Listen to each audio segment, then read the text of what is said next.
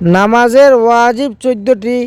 মাসআলা, নামাজে ভুলবশত কোনো ওয়াজিব ছুটিয়া গেলে নামাজ শেষে সেজদায় সাহু করিলে নামাজ হইয়া যায়, তবে ইচ্ছাকৃত ওয়াজিব তরক করিলে নামাজ পুনরায় পড়িতে হয়।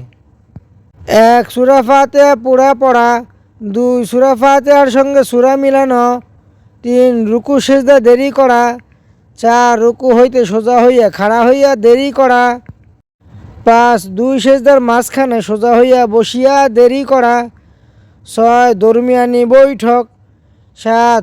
দোনো বৈঠকে আত্তাহিয়াতু পড়া।